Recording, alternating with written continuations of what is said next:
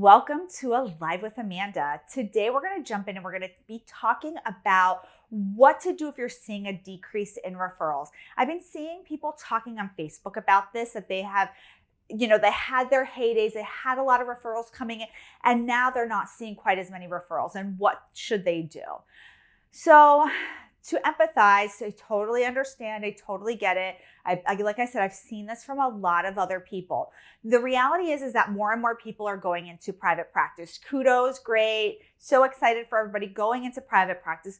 But what that's doing is it is creating more competition. You might not see other therapists as competition, which I totally get. I don't conceptualize other therapists in that way. But the reality is when people are searching for therapists, instead of getting 10 hits, they're getting 50 hits, right? Psychology today, there used to be like 20 or 30 people like for certain locations. Now there's like 100. In big areas, there's like 500, right? And so people are weeding out on there and it's just gotten harder. And so my recommendation and my advice to you is that you have to stand out. You need professionally done photos, or at the very least, photos that look professionally done. iPhones are great. We actually, this round, when we needed new photos, there were some therapists who needed updated photos. We were trying to set a time, find a photographer, do all this stuff. And it just was not working out. So we did them on our iPhones. We got lighting. It was great. A professionally done website. So like the word of this talk today is professional.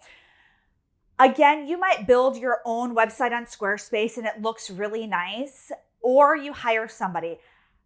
Having a professionally done website in this day and age is so important.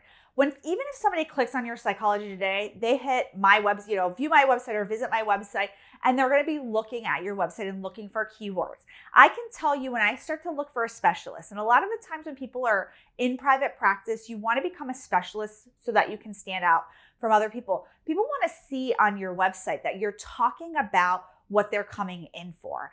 If you say it on your Psychology Today profile, that is great. And I think you should note that there, but you also want to note that on your website. It's no longer good enough just to have like an Instagram up and a Psychology Today up and you're going to get inundated with referrals.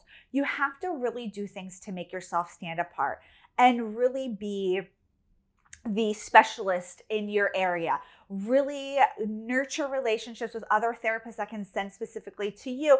Again, because in the online space, and we get majority of our referrals from online, and I still think that's the place where a lot of people are searching. So I don't want you to discredit that, but there is a lot more competition. So I'm going to tell you another way to stand out. But first, I want to thank our sponsor, TherapyNotes.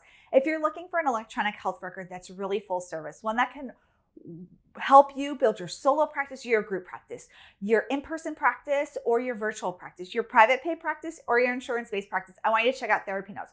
The credit card processing is so great. It's so easy. Everything is integrated. People are always asking, like, where do you process it? Where do you do your credit cards? And I'm like, right in TherapyNotes, and it makes it so easy. You can send paperwork. There's reminders. You can bill insurance. I love TherapyNotes, and I highly recommend that you check them out. So how you stand out is really going to be individual. I know that's kind of like a cop-out answer, but the reality is that if you're a couples counselor, you are going to have to really make your mark as a Gottman therapist, as an EFT therapist. Maybe you're putting really good content out there on TikTok.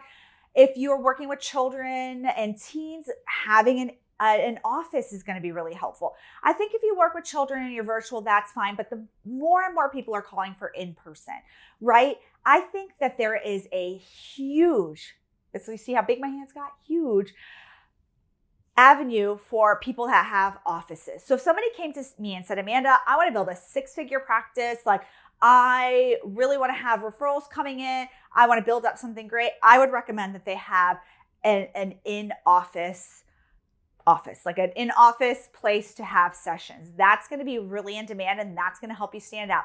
So I want you to think about what's your niche? Who do you serve? Are there tons of other people also serving that same population? And how can I stand out? How can I stand out in my marketing materials? How can I stand out in the service that I provide? And really, how can I make that 6 figures, 7 figures, whatever it is that you're looking for? It can still happen. So don't let the lack of referrals coming in right now discourage you. Just get proactive. I hope this was helpful. I'll see you soon, everybody. Bye.